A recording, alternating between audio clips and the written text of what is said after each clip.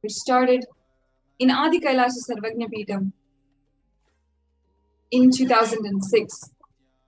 And of course, the Supreme Pontiff of Hinduism had been continuously giving programs for children and training children, ensuring that the classes had been established for a Vidyalaya of children all over the world, and e-gurukuls all over the world. But the first established school was established in 2006 in Adi Kailasa Sarvagnapeetham. And in that time, the Supreme Pontiff of Hinduism began the Nithyananda Gurukul.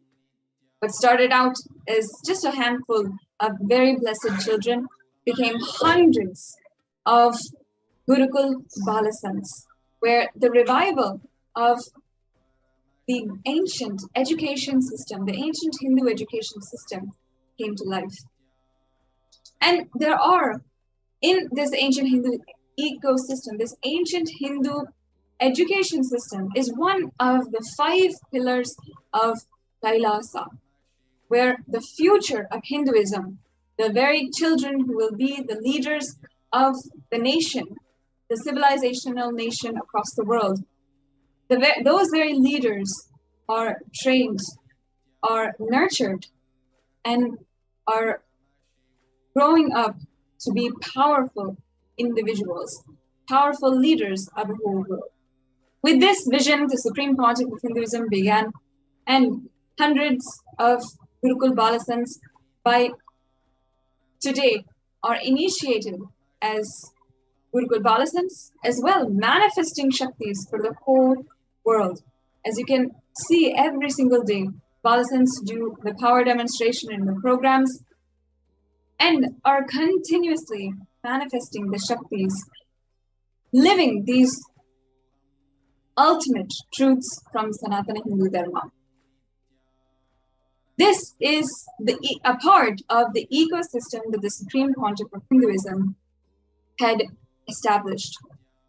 And what exactly the anti-Hindus wanted to destroy.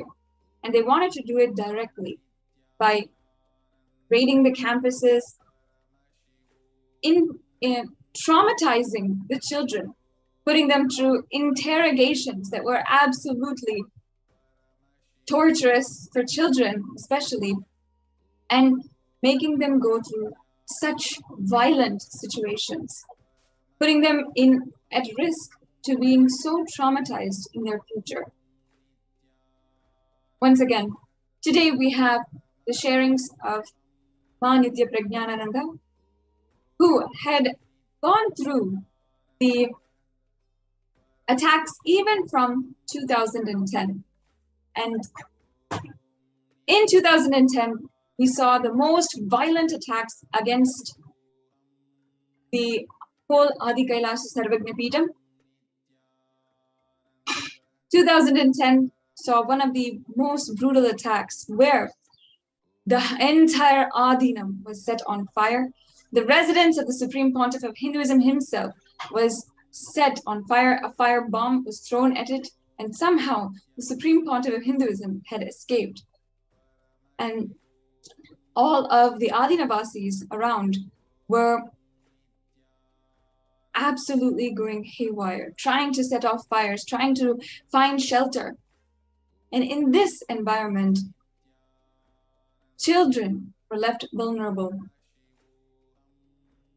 to the attacks by the anti-Hindu forces and to the absolute devastation of the entire property in Adina. To be absolutely traumatized by the violence executed by the anti-Hindu militant forces that had raided the Adinam, started trespassing, were setting everywhere on fire. So now I request Ma Nithya Prajnanananda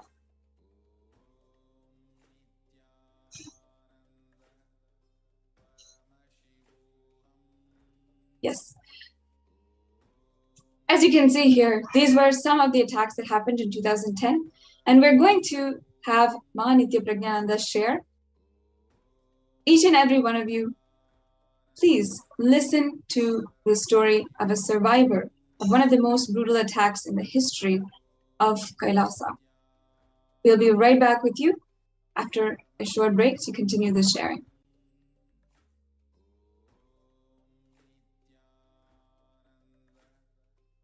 Paramashivoham Om Nithyananda Paramashivoham Om Nithyananda Paramashivoham Om Nithyananda Paramashivoham Nithyananda Paramashivoham Om Nithyananda Paramashivoham Om Nithyananda Paramashivoham Om Nithyananda Paramashivoham Om Nithyananda Paramashivoham Om Nithyananda Paramashivoham Om Nithyananda Paramashivoham. Just be alive for next 3 years. Don't die within next 3 years.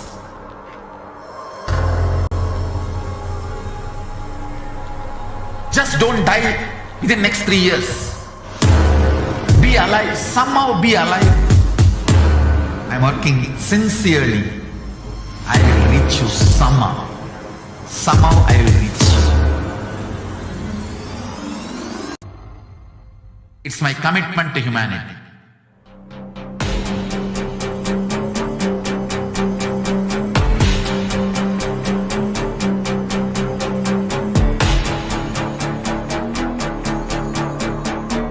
Just don't die within the next 3 years. I will reach you wherever you are, whichever corner of the world you may be. I will reach you with enlightenment.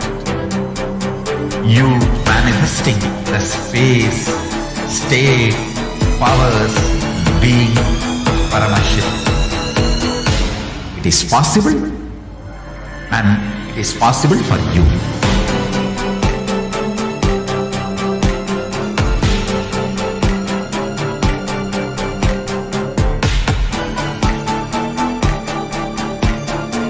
Paramashiva will reach you with enlightenment science. I know he is going to do the job. Just be alive for next 3 years. Nothing else. Nithyananda Paramashivoham Om Nithyananda Paramashivoham Om Nithyananda Paramashivoham Om Nithyananda Paramashivoham Om Nithyananda Paramashivoham Om Nithyananda Nithyanandam, welcome back, dear viewers. Now we will be entering into the experience of Manitya Prajnanananda, who was in Gurukul since 2007, who's literally grown up within the Kailasa ecosystem, and what all she has experienced since the attacks of 2010 and into the attacks of 2012. Welcome, Prajnana. Nithyananda. So can you share a little bit first about your background and how long you've been in Gurukul and how long you've known Swamiji? Yes. So I was there in the Nityananda Gurukul a few years before 2010, 2007. From 2007, I have been there in the Adinam and looking and staying as part of the Nityananda Gurukul. I would have been just 6 years old at that time, and I had lots of fun in the Nityananda Gurukul. Yes, ma'am. And since 2010, you were there when the initial persecution started against Kailasa and the Supreme Pontiff of Hinduism. You were there when the Adinam was attacked, when you were just 7 years old. Can you explain a little bit about that? Yes. So at 2010, I did not know what was happening at that time. So I was just in that same like a daily thing. I wanted to go to the Gurukul, so I used to stay in another building right in front of the Gurukul. So from there, I wanted to go and I just opened the gate and I saw everything was all messed up and so many people were there inside and fighting. So I really got scared. I saw even my mother in between all of that. I really got so scared and ran back inside my room and shut. Being that young and seeing like a big group fighting right in front of me, the was literally the first time I had that. I knew what fear is at that time. At that period of time, it hit me that what I am living in, there is something more than that is going on. When I saw, I got really scared that not knowing what is happening first, seeing people fighting, holding sticks and hitting each other. That was the scene I saw, and I ran back inside the room from which I came, and my relatives, my aunt who was staying there with me at that period of time, she she was, being a kid, you see adults having a discussion in really a lot of fear. You feel like even the people who you look up to will be there for you. They themselves are in fear, not knowing what to do. I felt like there is no one for me now. Who will be able to help me? They themselves are scared. Everything is scared. At that period of time, who I looked up to, who I thought will be there and be able to solve a situation, themselves was not able to solve. At that period of time, I was so scared, and at that time, my aunt had come to a conclusion that we have to escape from this place to keep our children safe. Otherwise, otherwise these policies and all these people who are there inside, what they will do to the kids, no one knows. So at that time, a small hole was there, fenced up, and in that fence hole, all of us had to go out. And after we went out, also, I turned back at that period of time when we were going out and saw the whole Adinam, the whole of the ashram was filled with smoke. The whole of the ashram was filled with smoke, and Did you ever think at that time you would ever be able to return to your home, to return to the Father, the Supreme Pontiff of Hinduism, who had brought you up as his own daughter, despite you losing your father at a very young age? Did you ever think you were going to get to see your guru again, your home again? yes, I never thought that I would be able to see the Swamiji ever again. And not just that, I didn't even cognize I would be able to see my mom also that time, because she was there in between that place where I saw full smoke. And the minute I realized that the ashram was burning, and the two at that point of time, the two most important people to me, my mother and Swamiji, my father. Both of them, I don't even know if I will ever be able to see. I felt like a kid who has lost everything that is important to her. I felt like the most important things in my life is gone. And I don't know if I'm ever going to be there again in between. When until I was going outside that fence also I was not understanding what is happening. But when I went to the fence and just turned back to see, I saw the whole of the ashram was filled with smoke. The whole and then I come to realize that whoever is important to me, Swamiji, my um, my friends at that period of time, my friends, my Gurukul friends, my my adult friends, whoever you were close to, everybody was in between that smoke. I was full mm, at such a young age. I had to imagine what is happening to my mom in between smoke. What is happening to my mom in between the fight that is going on in in the ashram. What is happening to my friends? They're still as young as me. What is happening to them? Being that young, I had to visualize and see first, not just in imagination. Right in front of me, I had to see people beating each other up. And I saw, I remember seeing someone throwing stone on the head of one of my friend's dad. I really freaked out when I saw that. So you were separated from your mother and had to sneak out, escape, go into hiding, but somehow after this initial displacement, you were able to make it back to your home with your mother. So how were you able to come back to the Adinam after this horrific attack and this unimaginable persecution that was going on at that time?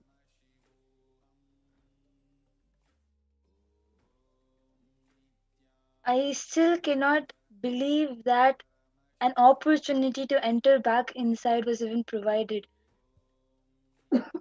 It is it is just the pure feeling connection that we had, the trust we had that it is possible that we will be able to be helped back even if we come back.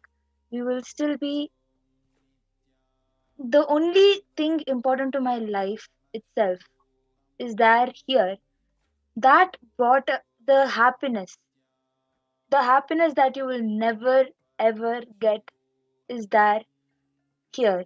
And the same way, you, if your father is there in between trouble, will you want to leave and go? No. And that is what brought us back. Even though my relatives who had gone outside with this fear that of having their kids in problem has not come back, it is only that joy which I had experienced, the joy which we had experienced, which brought us back to live this kind of a life. Yes, Ma. And the other day you shared that Swamiji, after losing your father at a very young age, Swamiji finally gave you that fulfillment of a father, that fulfillment of having another parent who's there to take care of you and ensure every aspect of your life is fulfilled. Yes, absolutely. The loss did not feel like a loss anymore. The minute I saw Swamiji, I felt like, that feeling of when you lost something very important to you, which you have the fear you will never be able to get back, and at last you just get back. Such a thing which is cognized impossible. After death, you don't get back your father, but here I have my father back with me. So that gave me such a fulfillment and joy of being back over here. And that is one of the main reasons that even pulled us back inside over here. Because how can you leave your father somewhere and live somewhere when you know that he is there? So this was not the only attack that you faced after coming back. This was just one of many attacks by the anti-Hindu forces, by the Neo-Hindutva militants who attacked the Gurukul and the children of Kailasa. Can you share what happened to you in 2012 when the Adinam was on a lockdown and the police forces were raiding the Adinam and attacking the residents and the children? Can you share what happened to you in that experience? As you know, we were having a lot of fun in Gurukul. Even on that day, we did not really know what is happening. We were just in the Gurukul and having fun. Just we were playing this running race and happened to enter inside our where we used to stay, the 10-room block. It used to be called the 10-room block. So we ran inside the 10-room block area, and all of a sudden, you see some head popping out from the wall. I just I just really got scared and screamed. And when I turned to run back, one more Balasant who was running along with me, she also had turned and saw, and someone is showing a gun right on top of us. That is the first time I know something is happening over here in the Adinam at that point of time. First, I see a gun, a person just pops out from nowhere on top of the wall. It's like a fenced wall. On top of the wall, some police officer just climbed and suddenly shows the gun to me. I really thought that he's going to shoot me for no reason. I didn't even have any idea what is going on. And I just ran from the 10-room block area and ran, and I felt difficulty in breathing at that time. I couldn't control how I'm feeling. I felt really not able to breathe at that time, and went and told my teachers what I just saw, what I happened to see, the gun and the person there. And to protect all of us, the teachers had taken us into the main hall of the Gurukul and gathered us all over there. After some time, we come to know the kids. Not I was at 2012. I was 11 years old. Kids younger than me, kids at 7 years old, 8 years old, were all there along with me. And the minute I ran and told, as much as the Gurukul kids can be protected, the teachers tried to gather all of us. And then the principal had come and told what is happening in the Adinam. There are so many policies that have come and all. The the principal came and told the teachers, and few kids had just overheard that conversation and came and told like all of us. And we became more scared knowing that there are policies all over the Adinam, and there are Yes. So policies at with that time, you were just guns. There are so many policies along with guns. And the saddest part was when one kid wants to go to the washroom, even to go inside the washroom, we had the fear of going alone inside the bathroom. We really were so scared that we wanted to hold each other's hands at that time so that we will feel at least little bit of comfort. We were so scared at that point of time that we did not even have that courage to go inside the bathroom, inside the toilet alone. We were so scared at that point of a time.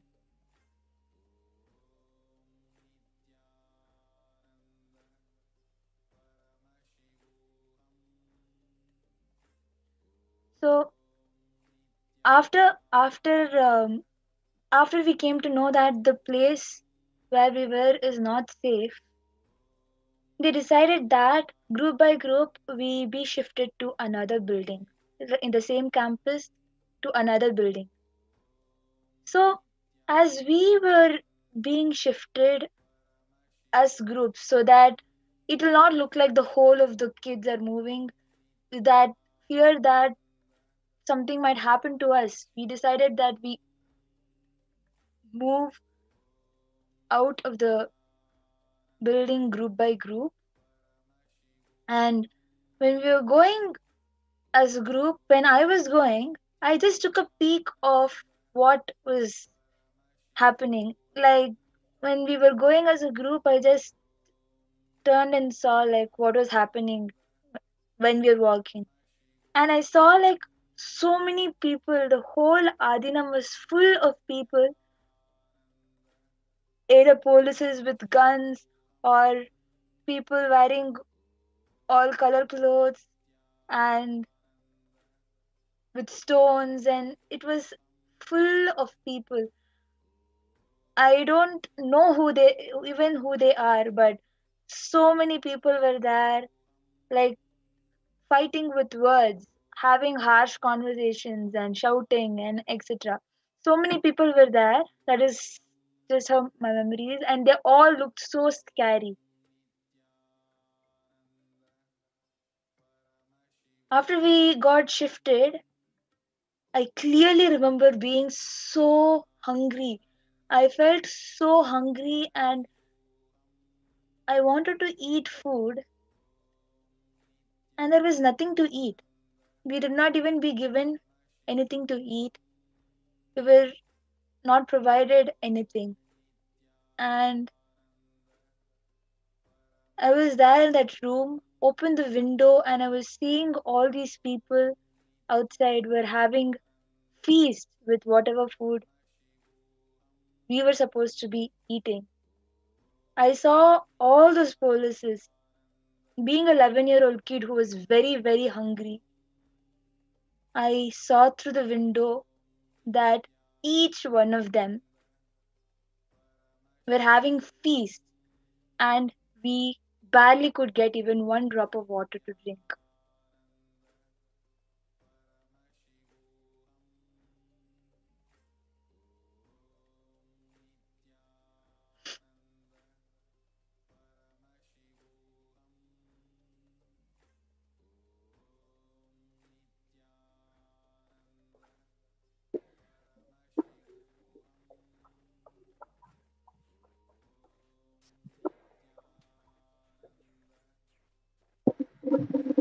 Actually feels really Sorry, sad and sorry for the like technical glitch. really heavy hard to even listen to what you were sharing. So your age was around 5. What was your age at that time, Pragyan? When I saw the smoke at that time, I was just 9 years old, and when all Sorry? this I was going through, I was 11 years old. 11, So, Ma 11 Pragyana, years. 11 years old, ma?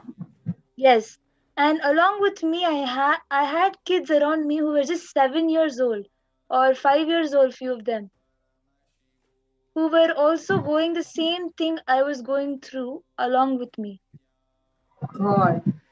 Actually, even to come and share, to relive that traumatic experience, just because your parents and you decided to be a Hindu, being a part of Swamiji, being a part of Kailasa, just because of that one decision that you took, the anti-Hinduism as a militant forces, the neo-Hindutva militant forces attacking and making a small, at such a tender age, making you go through, and as you're sharing, so many more children, the minor kids, were even 5 years of age, putting them through severe starvation, putting them through, making them see such gory things of their buildings, burning down their living places, making them homeless.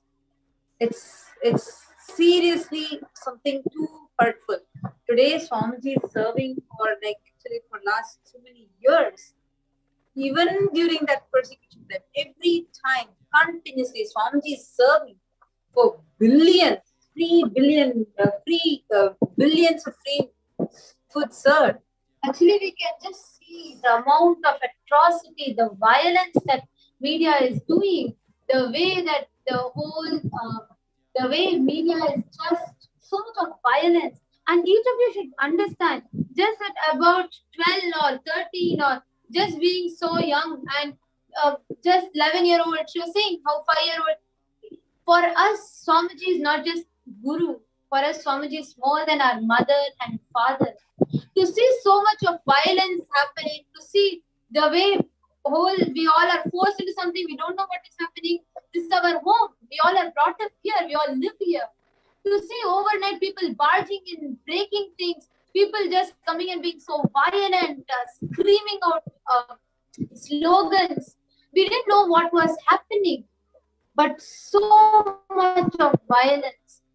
It's just when each of the viewers should understand when Ma Pragyana was sharing, just the 11-year-old girl who has no clue what's happening outside is facing the mob, facing the people, the atrocities that were done.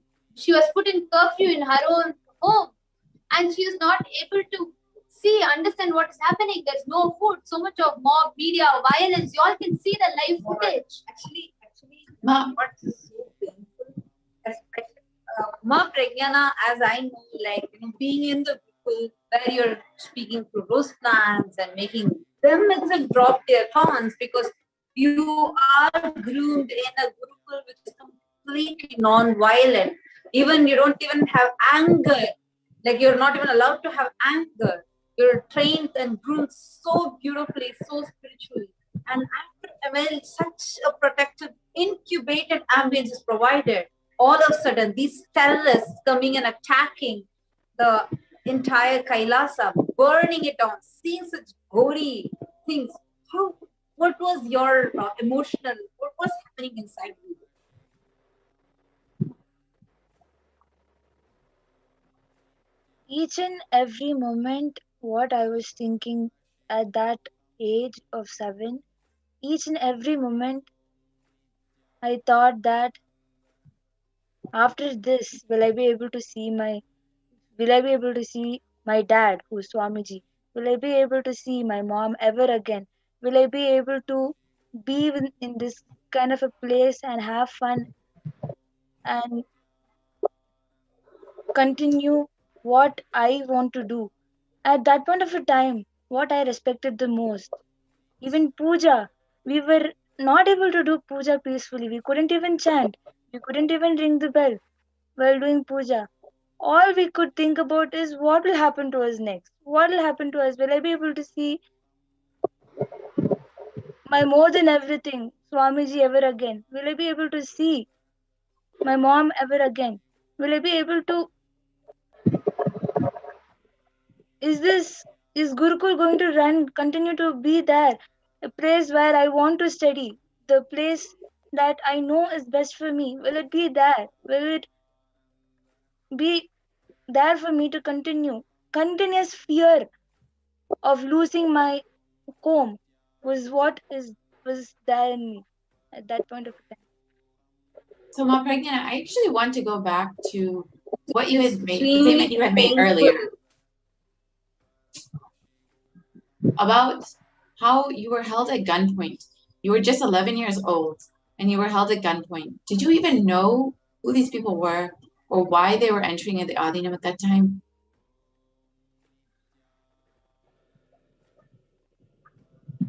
By looking at them, my idea of police at that time. So by looking at them, I thought they were police. But So,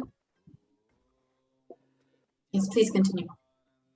but it was not just police. There were so many people who were so scary, even to be around. They were they made me feel so insecure. What will happen to me? What will happen to the people who I care about the most? My friends, my Swamiji, everybody was just there, and I was so scared that me being a kid itself was shown. They had come to the Gurukul from the wall and peeked with a gun. Me being a kid itself, I was so scared what each one of the adults will be going through.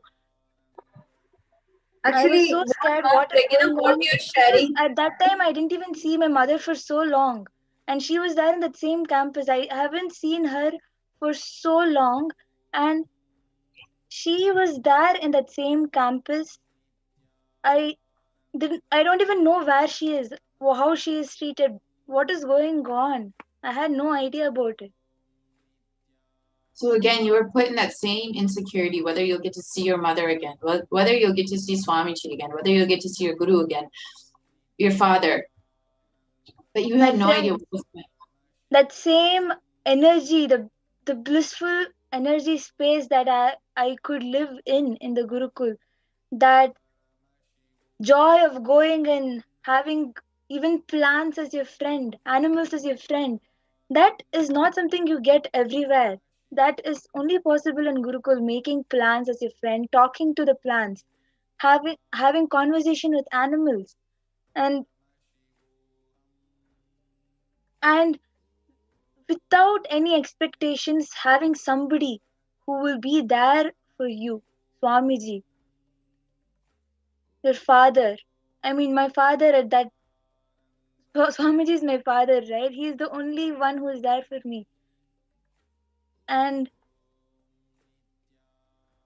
being insecure about not getting to be with him anymore, I was so scared.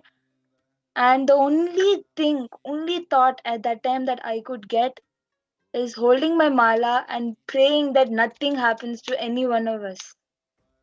I was holding my mala and praying. Being 11-year-old, the only thing I could cognize and think at that time was holding my mala and praying nothing happens to any one of us, nothing happens to Gurukul, nothing happens to anyone. I was so scared that something is going to happen next second.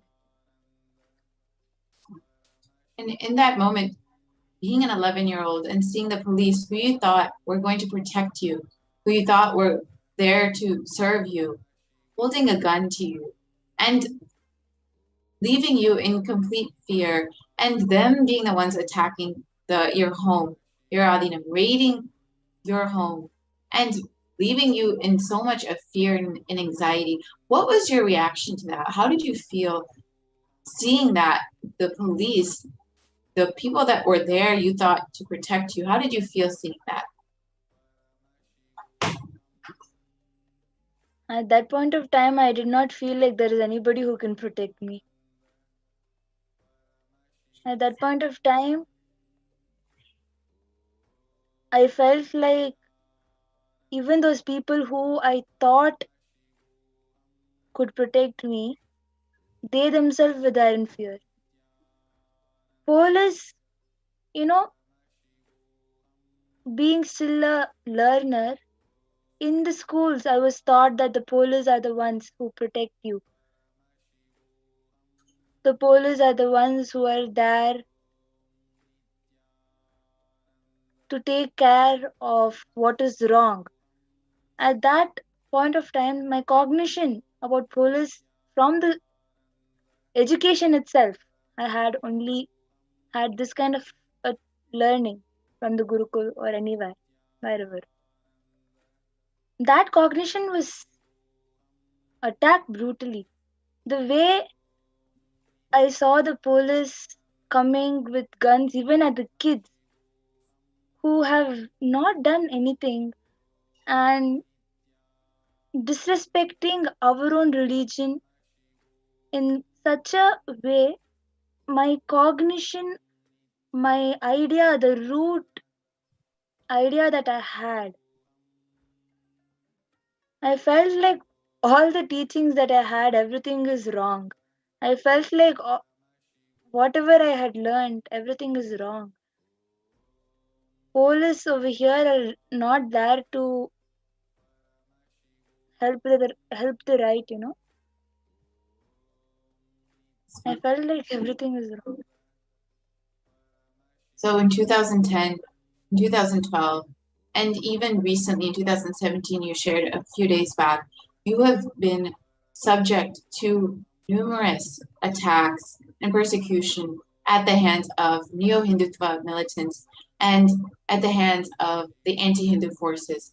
Yet you are still strong and you are still living in Kailasa with the lifestyle of enlightenment.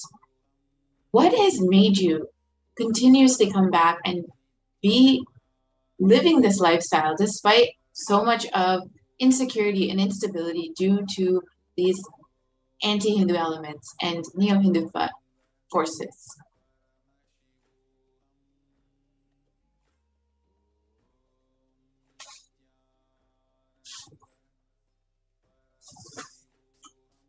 If we decide against, I know from my heart that if I decide against what I believe to be right, if I decide to leave, if I decide to take a step like that and fall, then it is equivalent to letting these people think that whatever they're doing is going to make them win, which is not true. What they are doing is completely wrong, and if I am going to let my stability to drop, it is like telling whatever they are accusing us of is true. And I will tell you very clearly that I stand by what decision I have taken for me. I stand how much ever I have to go through until the end. I will go through it, but I will never give them the satisfaction of feeling that they are right, because they are not right with whatever they're doing. And only the Supreme Pontiff of Hinduism is the only being standing for Hinduism and, like you said, standing against these anti-Hindu forces and neo-Hindu forces. And he is the only hope to revive Hinduism. Again and again, despite relentless persecution, the Supreme Pontiff of Hinduism has stood as the only hope for all of us. So thank you so much, Ma Prajnanananda, for sharing your truly horrific experience and enlightening the viewers on what all persecution the Supreme Pontiff of Hinduism and the children of Kailasa have gone through. Thank you so much for your time, Ma. Thank you. And now we will conclude this segment and enter into the Nithyananda Satsang. Thank you.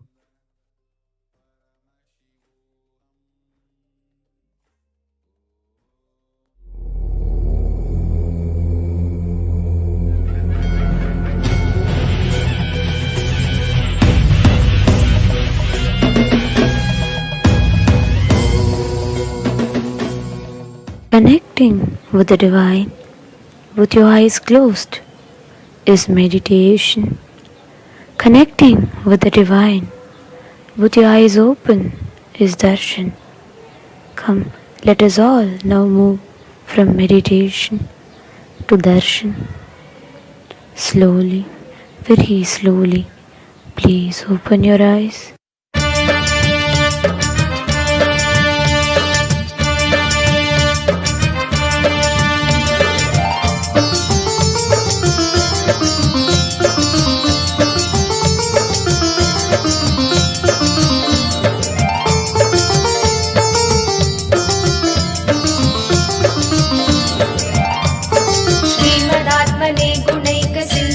नमो नित्याय धामलेश धूतकोकबन्धवे नमो नित्याय नामशोषितालमद्धबान्धवे नमो नित्याय पामरेतरप्रधानबन्धवे नमो नित्याय कालभीतविप्रबालपालते नमो नित्याय शूलभिन्न दुष्टदक्षपालते नमो नित्याय मूलकारणाय दयालवालते नमो नित्याय इष्टवस्तु मुख्यदानहेतवे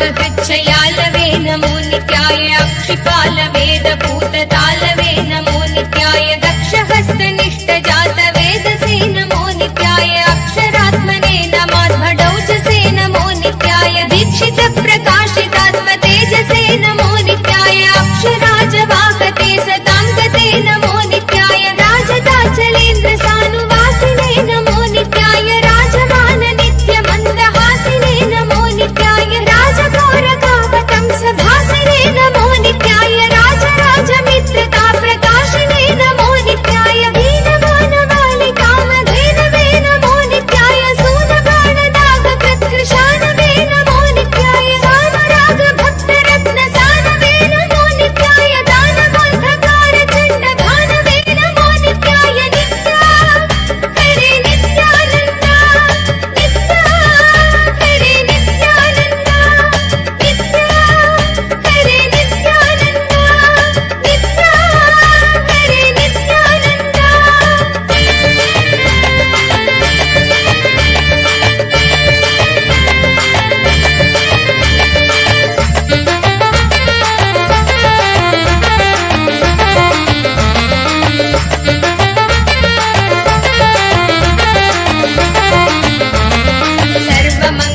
सर्वमङ्गलाकुचाग्रशायिने नमो नित्याय सर्वदेवतागणातिशायिने नमो नित्याय पूर्वदेवनाशसंविधायिने नमो नित्याय सर्वमन्मनोजभङ्गदायिने नमो नित्याय लोकभक्तितोऽपि भक्तपोषिणे नमो नित्याय माकरन्दसारवर्षिभाषिणे नमो नित्याय एकबिल्वदानतोऽपि तोषिणे नमो नित्याय नैकजन्म पापजालशोषिणे नमो नित्याय सर्वजीवरक्षणैकशीलिने नमो नित्याय कीर्तनप्रियाय भक्तपालिने नमो नित्याय दुर्विदग्धदैत्यसैन्यधारिणे नमो नित्याय शर्वरीशधारिणे कपालिने नमो नित्याय पाहि मामुमामनोज्ञदेहते नमो नित्याय देहि मे वरं सिताद्रिगेहते नमो नित्याय मोहितर्षिकामिनी समोहते नमो नित्याय स्नेहितप्रसन्नकामदोहते नमो नित्याय नित्या हरे नित्यानन्दा नित्या हरे नित्यानन्दा नित्या हरे नित्यानन्दा नित्या हरे नित्यानन्दा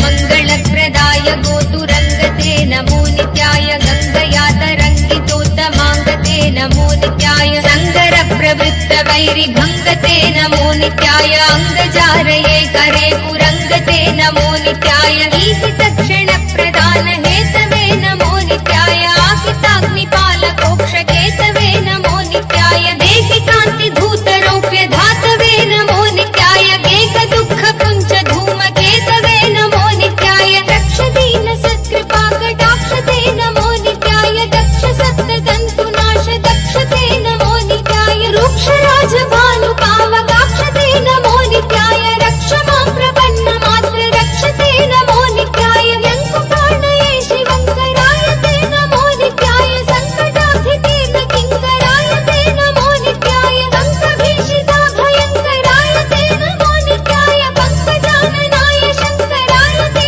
नमो नित्याय नित्या हरे नित्यानन्दा नित्या हरे नित्यानन्दा नित्या हरे नित्यानन्दा नित्या हरे नित्यानन्दा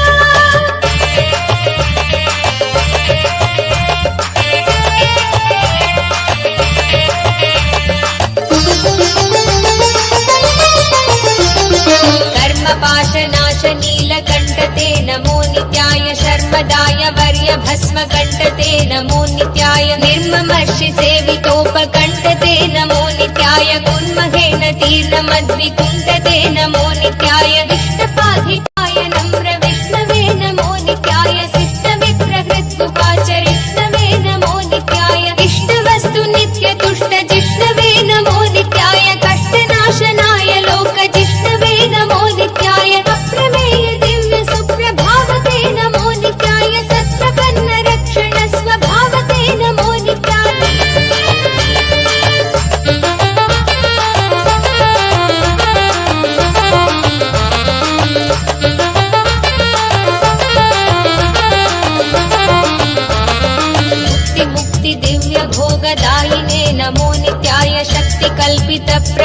भागिने नमो नित्याय भक्तसङ्कटापहार योगिने नमो नित्याय युक्तसन्मनस्सरोज योगिने नमो नित्याय अन्तकान्तकाय पापहारिणे नमो नित्याय शन्तमाय दन्ति चर्मधारिणे नमो नित्याय सन्तताश्रितव्यथाविदारिणे नमो नित्याय जन्तुजात नित्यसौख्यकारिणे नमो नित्याय शूलिने नमो नमः पालिने नमो नित्याय पालिने विरिञ्चि मुण्डमालिने नमो नित्याय लीलिने विशेषरुण्डमालिने नमो नित्याय शीलिने नमः प्रपुण्यशालिने नमो नित्याय बुद्धिमुक्ति दिव्य भोगदायिने नमो नित्याय शक्तिकल्पित प्रपञ्च भागिने नमो नित्याय भक्तसङ्कटापहार योगिने नमो नित्याय युक्तसन्मनस्सरोज योगिने नमो नित्याय नित्या हरे नित्यानन्द नित्या हरे नित्यानन्द नित्या हरे नित्यानन्द नित्या हरे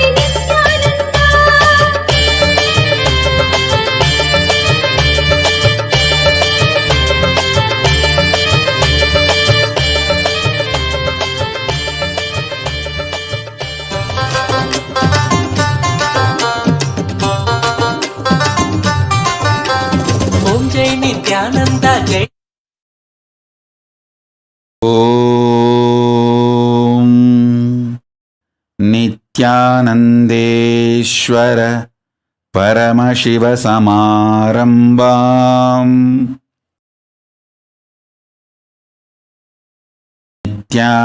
नित्यानन्देश्वरि पराशक्तिमध्यमाम् अस्मदाचार्यपर्यन्ताम् वन्दे गुरुपरम्पराम्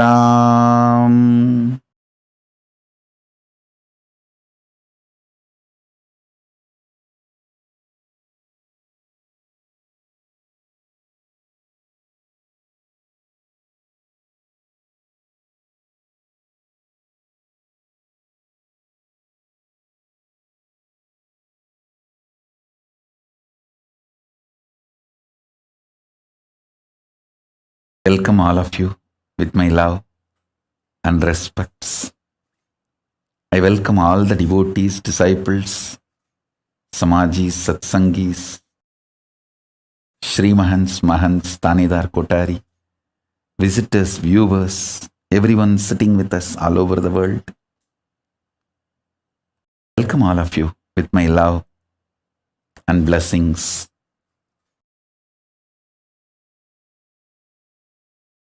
Paramashiva's message directly from Kailasa. Listen intensely.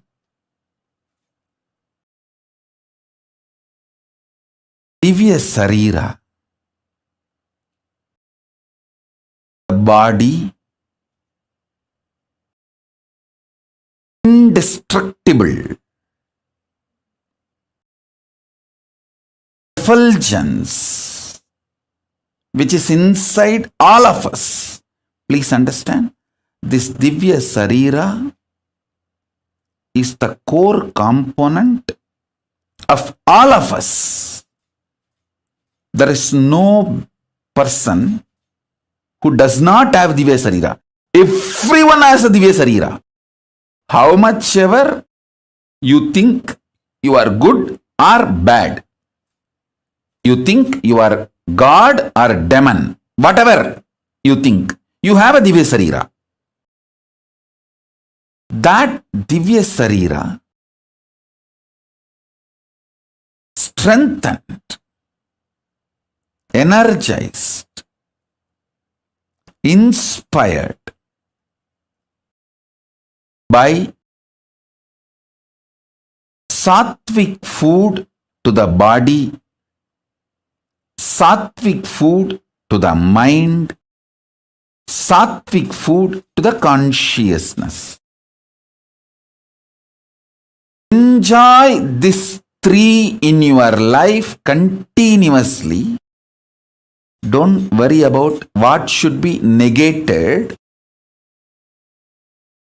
Focusing on what need to be negated makes you very depressed, even feeling deprived.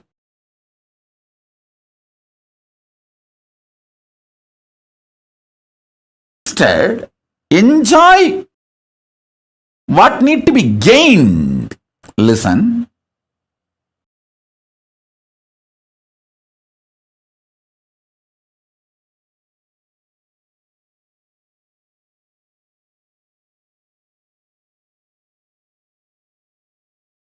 I've always seen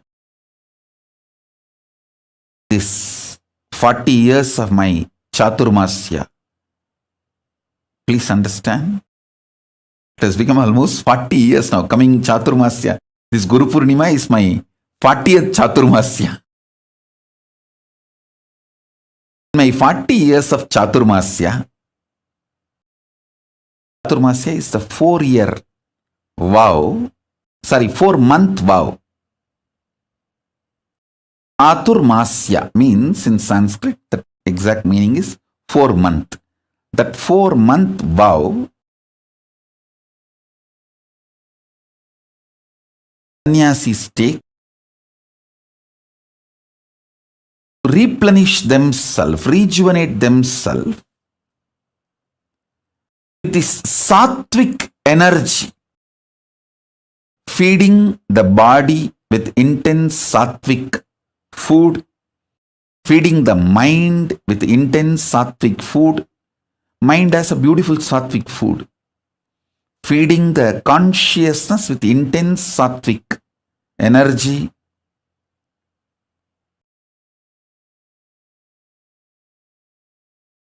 And strengthening the Divya Sarira. The whole purpose of Chaturmasya is that only. These 4 months focused on that strengthening of the Divya Sarira. The Divya Sarira in you, the self-effulgent light body in you, if that is strong, you are an enlightened being. You enjoy best things of the consciousness, your existence.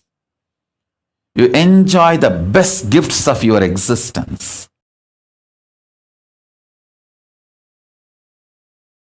That self-effulgent Divya Sarira gets more and more covered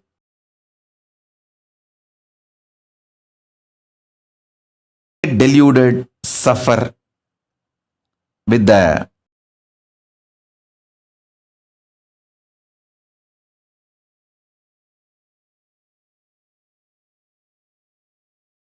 external world, delusions, delusion, whatnot, whatever.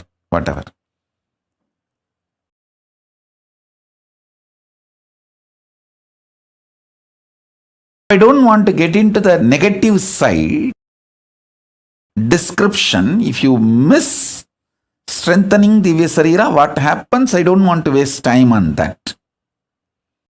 I only wanted to describe how to strengthen Divya Sarira.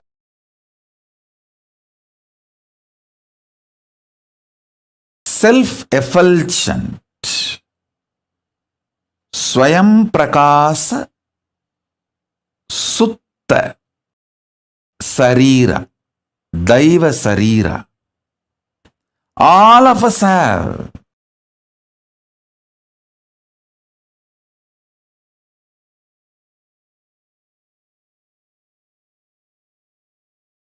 Methodologies to strengthen the Divya Sarira and manifest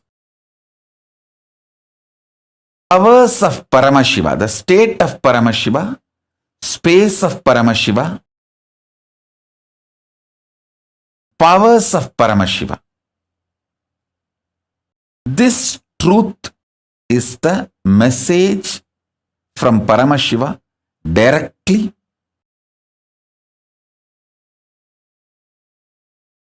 the whole humanity. Let me explain this truth, this message. Please understand. Many people were asking me, Swamiji, in the pre-satsang, your sannyasis and sannyasinis and whole Kailasa and Sangha is explaining all the persecution you went through and so much of material evidences, facts are presented by them. What they are talking in the pre-satsang yesterday or last few days, and when you come for satsang, what you are speaking means what I am speaking and what they are presenting, both are not even connected. Many people are questioning me. Listen, please understand. They are talking about what unconscious human beings have done to us. I am talking about what Kailasa is giving it to all of you. Please be very clear.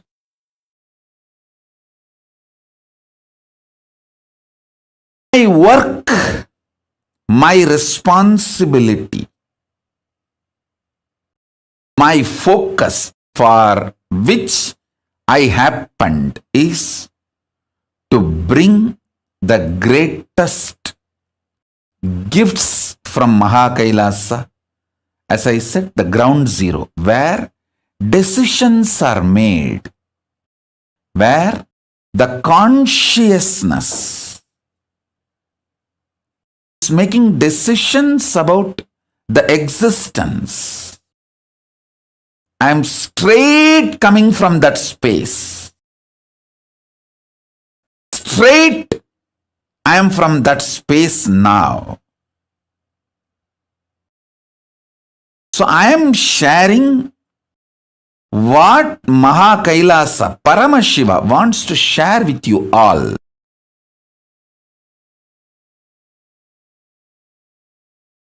I am going to give what I need to give it to the world. And what my sannyasis are telling in the pre-satsang hosting, it is true. Been attacked. My sannyasis have been attacked.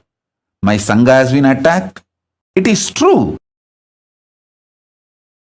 They are telling what the unconscious humanity has given to us. See, I wanted to share three things with you all. First, what I need to give to the humanity. Gifts from Mahakailasa.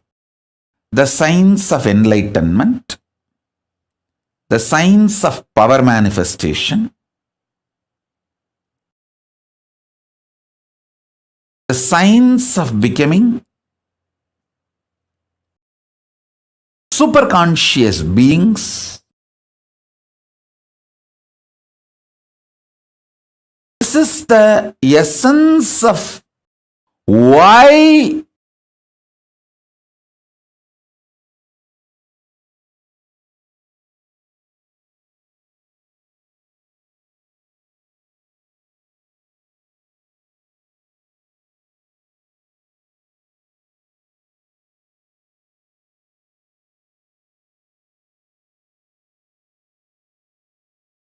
this Aushadha science, thoughts can be used to program plants, herbs. I have already proved this not only through me, through my Gurukul Balasans. My Balasans can talk to any rose plant for 10 days without touching the rose plant, make that rose plant drop all their thorns, not one. Hundreds of rose plants under CCTV camera. All my kids do is they go and sit and talk to those plants, relate with those plants. Give them the love, feeling secured, energy and consciousness. Those plants just drop the thorns. I have proved this science multiple times, thousands of times, through many of my balasans, in many of my ashrams, and still I can prove, I can demonstrate even now. So this is the science. Now I want to tell you the next level.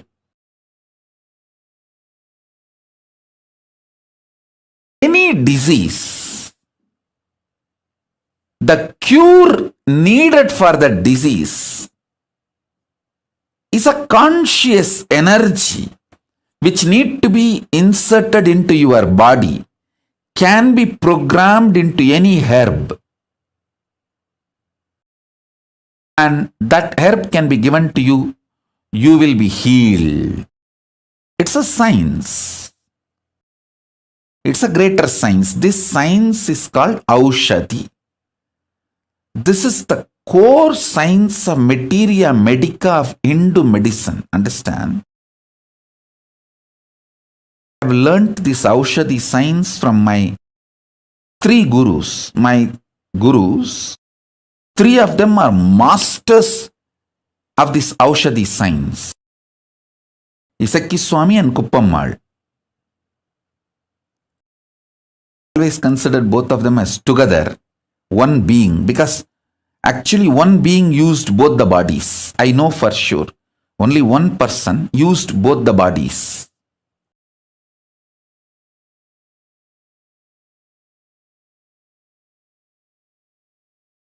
And Raghupati Yogi even have a beautiful photograph of Raghupati Yogi personally applying an Aushadha on one of his disciple. The disciple, I think, is from outside India, abroad. He had some paralytic attack. Just only in 3 days, my Guru has healed him completely with Aushadha and Narayana Swami Tata. These three masters of this Aushadha science gave me this knowledge. Of course, ultimately, Arunagiri Yogeshwara Paramashiva himself showered the whole experience and expertise. Listen.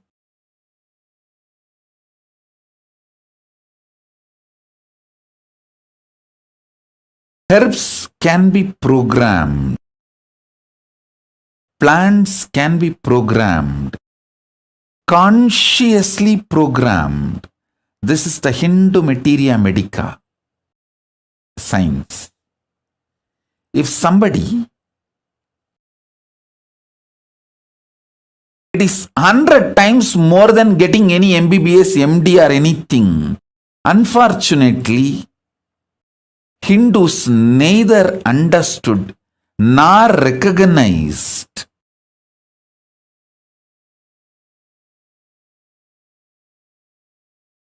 due to the continuous persecution done on them, genocide done on them. All the knowledge of the Hindu tradition was destroyed, and even Hindus are made to lose confidence on the knowledge.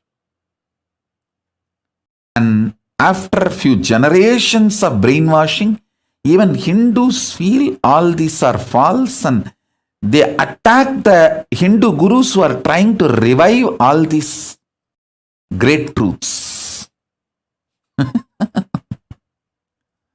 It's like some part of your own body destroying your body, like autoimmune disorder. Hindus have been infected by the anti-Hindu elements with the autoimmune disorder. Part of your own body destroys your body, like HIV virus, this AIDS. That kind of a mental setup has been infused. Consciousness has been infused into Hindus. Unfortunately, due to this hundreds of years of persecution and making sure all this knowledge not available to common Hindus,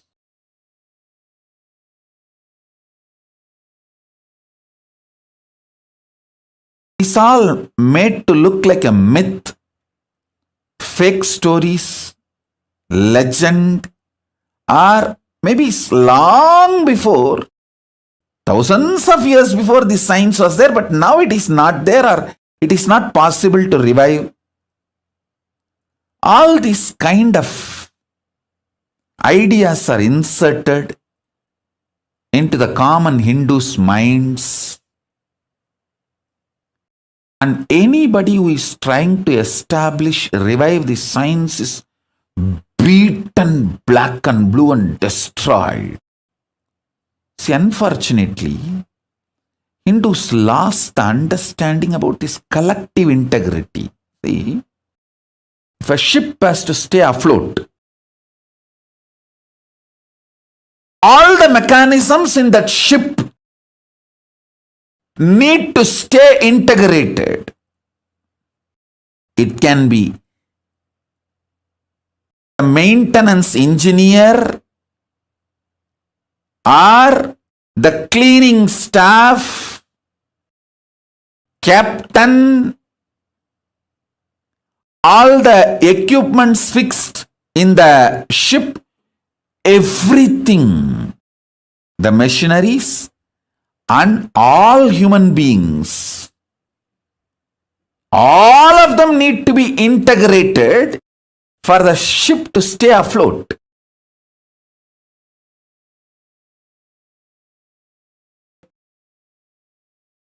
Maintenance supervisor cannot say, I have done my job, but the cleaning staff is not doing his job. What can I do? Anyhow, if the ship sinks, I will not be blamed because I have done my job. Maintenance engineer thinks he is a fool because when the ship sinks, he is also going to die. Not only he is going to lose his job, he is going to lose his life. See the photograph of my Guru, Raghupati Yogi, applying Aushadha on a patient and healing him from stroke. Maybe he had a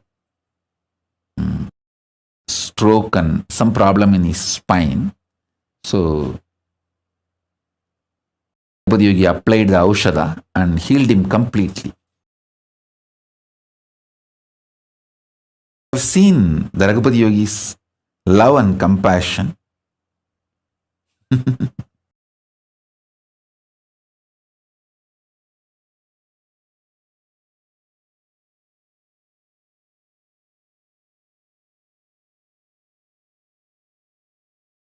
Listen, let me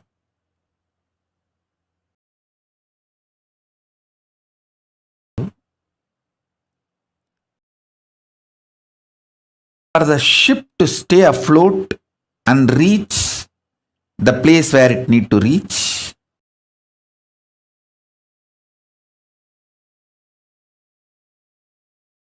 everyone in the ship need to be integrated. It's called collective integrity. A maintenance engineer cannot think, oh, I have done my job. The fuel manager is not doing his job, or the cleaning person is not doing his job. So if the ship sinks, I will not be blamed. I will not be questioned. I am safe. Let whatever happens to others, or whatever others do or don't do, what is there for me? That level of integrity will not work for the ship to stay afloat. This is exactly done by the Hindus. Modern day, everyone says, oh, I have tried my best. I have done my best. But others are not doing. What can I do? I have seen this as a mold. same narrative, whether it comes to reclaiming the political legitimacy of the Hindus, or reclaiming their temples, or reclaiming their organizations and religious freedom, or any guru's organizations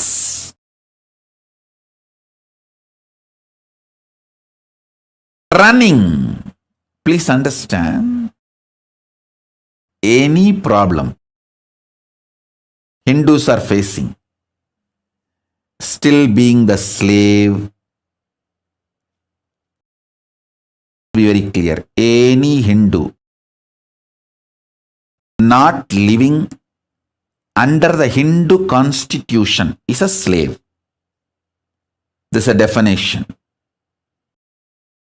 How the Muslims are very clear. If you are not living under the Islamic law, Islamic constitution, you are a slave. So be very clear. Hindus should understand, if you are not living under Hindu constitution and Hindu law, you are not living somewhere. Please listen. Let me put it very clearly. If you are living in a place where Veda Agamas are the constitution and Manusmriti is the jurisprudence, you can freely declare, you can openly declare, you are a free Hindu. You are a Hindu with freedom to practice Hinduism. Anyone living anywhere where the Veda Agamas are not constitution and Manusmriti is not jurisprudence, you are a slave. At least realize it. Wake up to the truth, reality. What you should do, all that I don't know. I'll at least tell the truth. At least wake up to the truth. Be very clear about it. So whether you ask the Hindus, why are you living a slavery life? Why you don't have a religious freedom? Why your temples are not under you, it's under the government? Why your temple wealth is not used for running gurukuls, the Hindu schools? Why your temple wealth is not being used to develop and spread Hindu medicines? The most funny thing, many of the so-called Hindu ashrams and Hindu organizations run Christian medical institutions. They are not realizing we have a great Hindu medical science. Because the Hindu medical science is neither given legal legitimacy nor given social legitimacy. It's always under constant threat.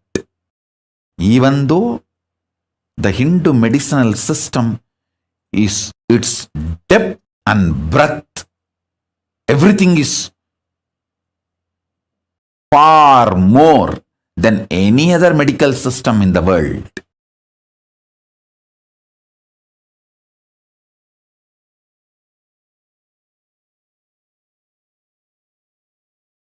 Thousand years before, our guys have performed cosmetic surgery.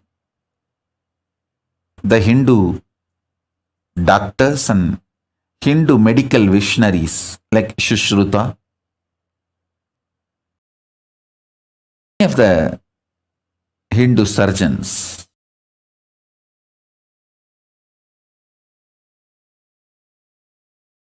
if we have developed our science and retained what we developed, today the Hindu medicine would have been the most powerful, and Hindu medicine is always about the healing and cure. It has nothing to do with monetizing. See, The Hindu medicine is kept in pure form without economical agendas and political agendas by being kept with the Brahmanas. Neither the economical agendas of the Vaishyas can interfere, nor the political agendas of the Kshatriyas can interfere with the Hindu medicinal system.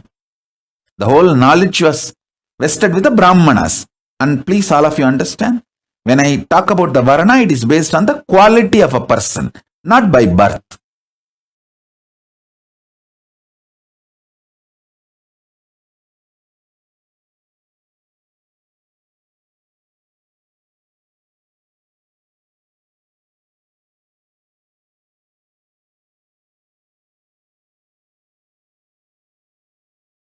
Ask any question to Hindus. Why your medical system, Hindu medicinal system is destroyed? Why you guys are not having any respect for the greatest and oldest jurisprudence, the Hindu law Manusmriti? Everyone will have one answer. Oh, I am done, I am doing whatever I can, but others are not doing. What can I do? Exact answer. Maintenance engineer. A ship, if he gives, what will happen to the ship? That exactly same thing is happening to these guys.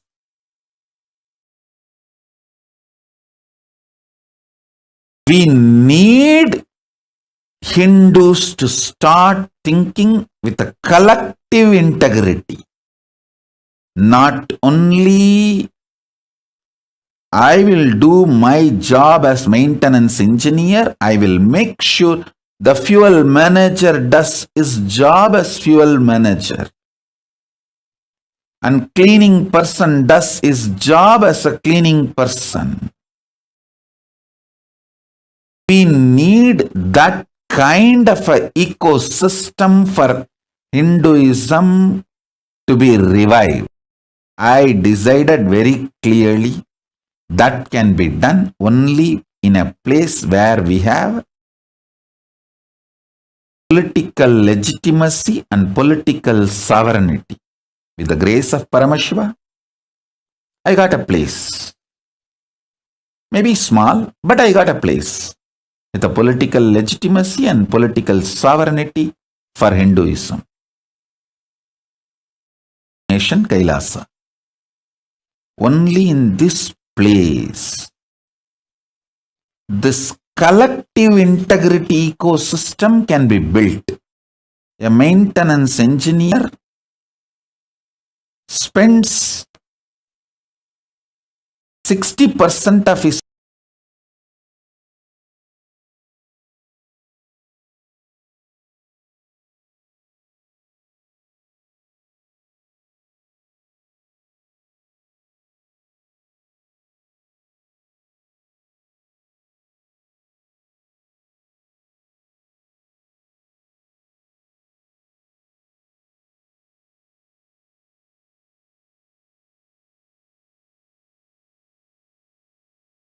working time for his job and the other 40% to integrate with other teams and make sure the other teams are also in integrity so the ship stays afloat. And I tell you,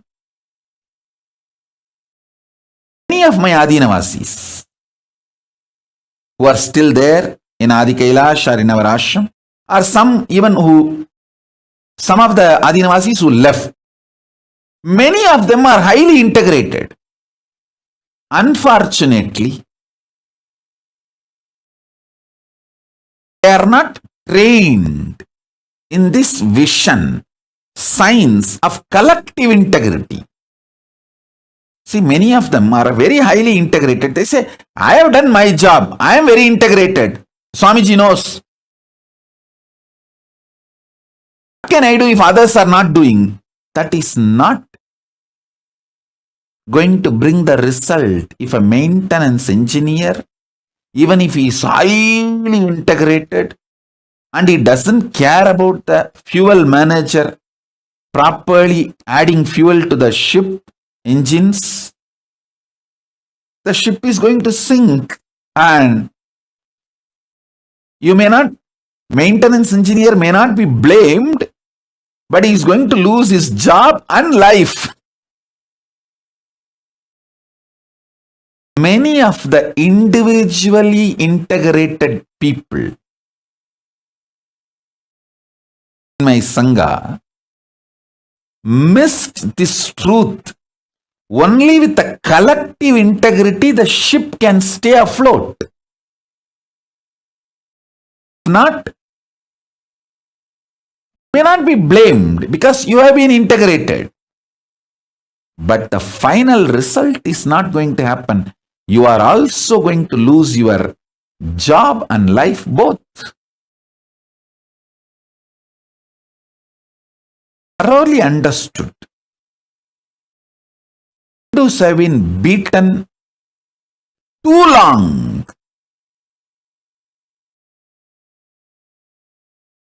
And maximum, they have the energy only to be individually integrated. They don't have energy to manage the collective integrity. Only the captain has to be responsible for the collective integrity.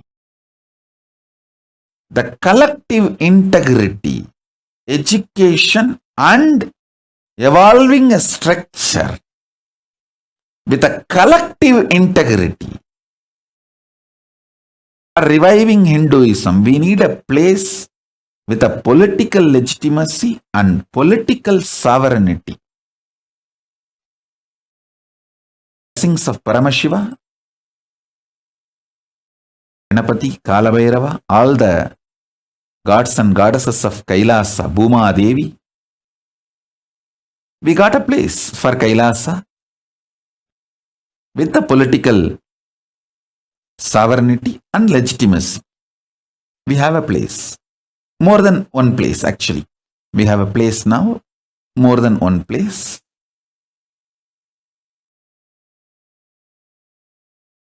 Tell you,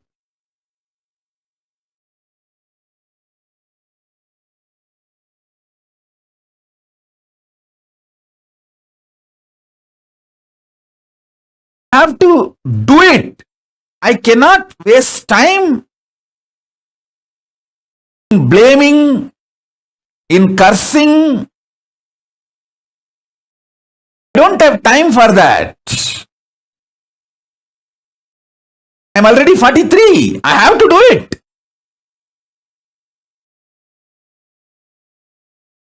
Of course, the grace of Paramashiva, we did it. We have a place now. The base is ready. Now the collecting the individuals and organizing. Even now I can see I have amazing individuals who are so highly dedicated and integrated to me. I can name every one in front of me. If you see the integrity of Ma Divyananda, she is equivalent to a Nayanmar. Murugai and Saras Murugai.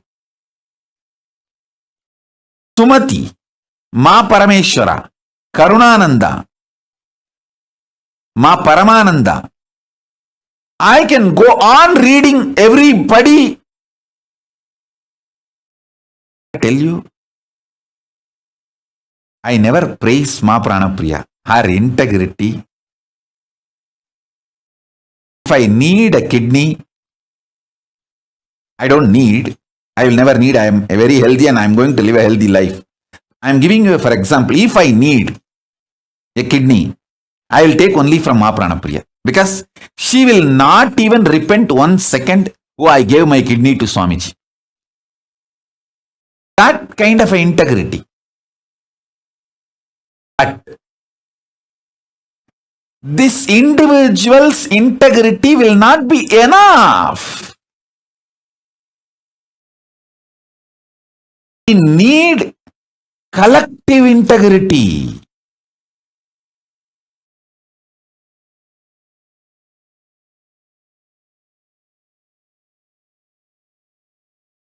There are so many people who gave their life to me, not just their wealth. They will even give a body organ to me if I need. If I need a kidney, I don't know how many people will apply to donate. If I need an eye, I don't know how many people will apply to donate.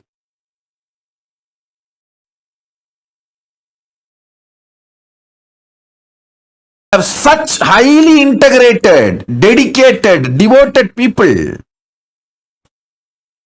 But unfortunately, none of them understand. It is a collective integrity which is needed to make Kailasa successful.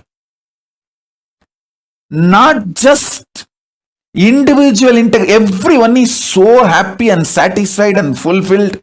I am individually integrated to Swamiji. Hey, that is not enough.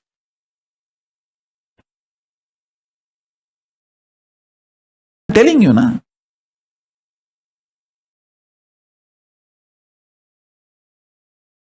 Pushp and Saras Murugai. I'm giving you an example. Saras Murugai and Pushp Murugai. They gave all their wealth to me. Sarvavari Tyagis. Not even 1 second they even felt did they do right or wrong. They know for sure giving everything to Swamiji is the ultimate right best thing.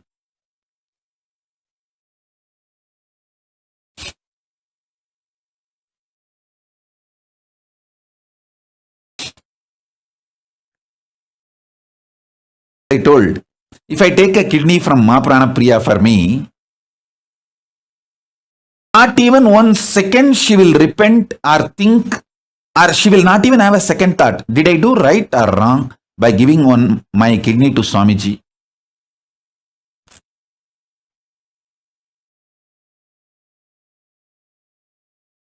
Never ever she will have a second thought. Have such highly integrated people. You see, these few names I uttered because they are in front of my eyes. And I have long list names I have not uttered. But unfortunately, none of them understand just the individual integrity is not enough for the ship to stay afloat. It is collective integrity that is required.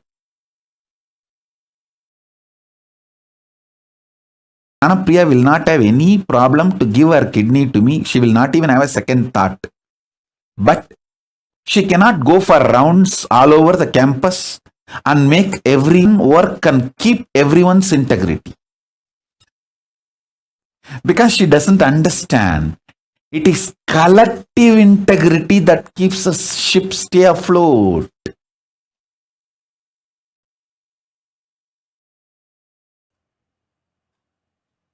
Same way Saras Murugai. She will work 24/7 for me.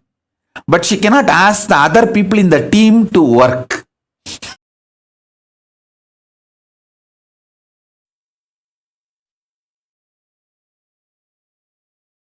Tell you,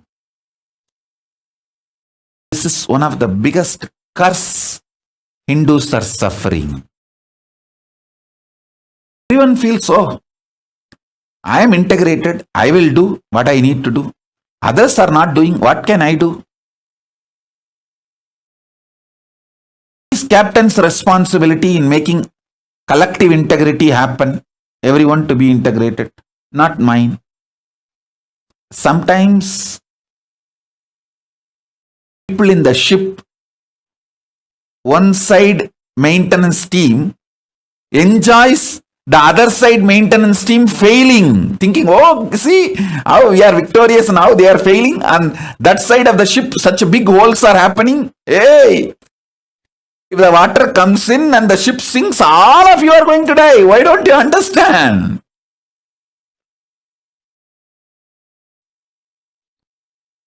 Hindus lack this understanding.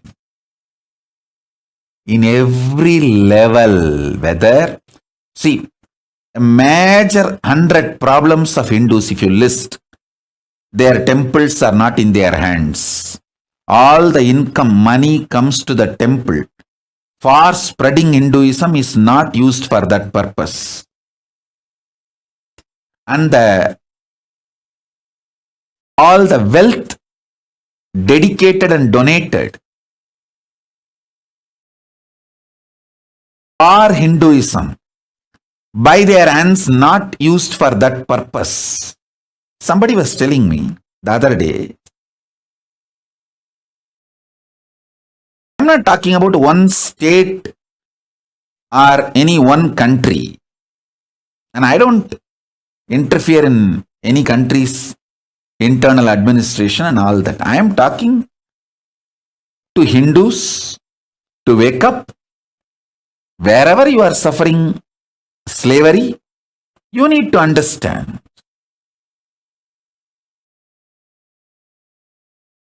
Any of the wealth dedicated by their ancestors to revive and maintain Hindu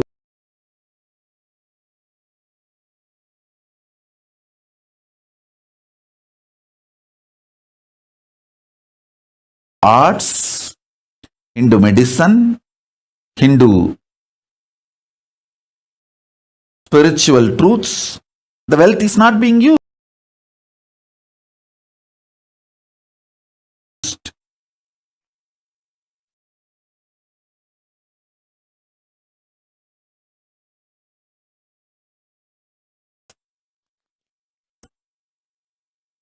Whether it's a political slavery or the persecution Hindus suffering or not having the religious control, not having the freedom to practice their religion as they want, as the agamas, their religious scriptures describe, not able to maintain and hold their religious organizations or religious wealth under them. You ask any Hindu thinkers, think tanks, Hindu organizations, Hindu leaders, Hindus, whether common Hindu or Hindu thinkers, ask them, any of them, these questions.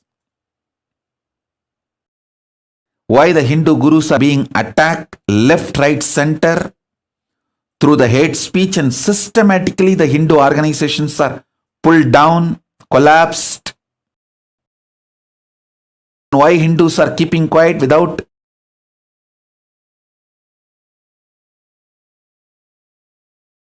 defending the Hindu gurus who are the... See, Hindu gurus are attacked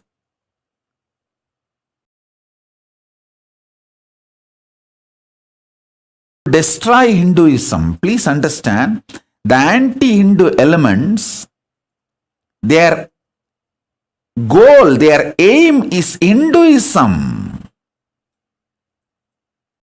Because the Hindu gurus are defending Hinduism and promoting Hinduism, they are being attacked. And Hindus are not waking up to this truth. You ask any of these questions, top 100 questions, top 100 problems, list top 100 problems of the Hindus.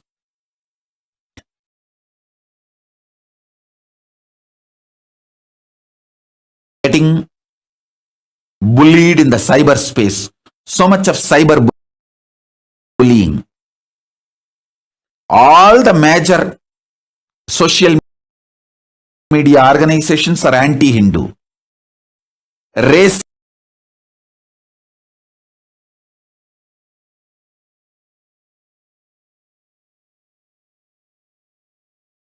So much cyberbullying, racist attacks on Hindus.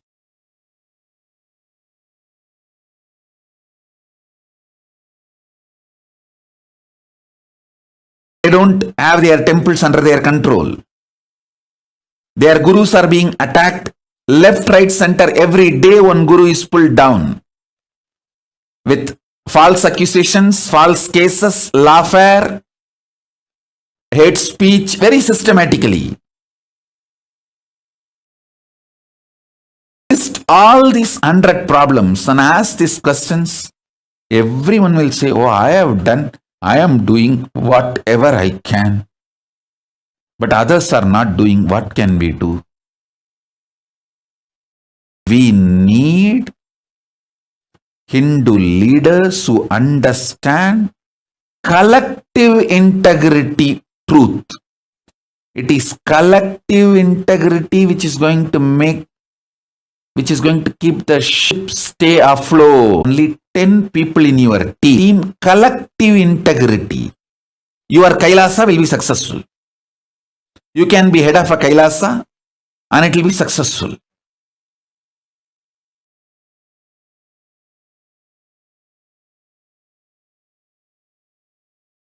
I tell you,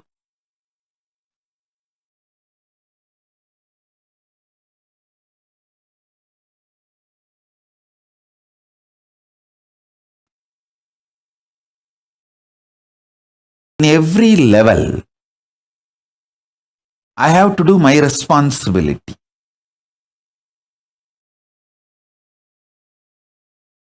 In my responsibility, things to do list, foremost, first priority is to bring all the great superconscious gifts from Kailasa and share it with you all.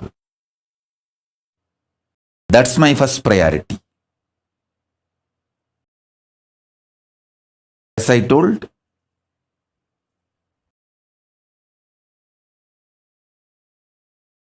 strengthening your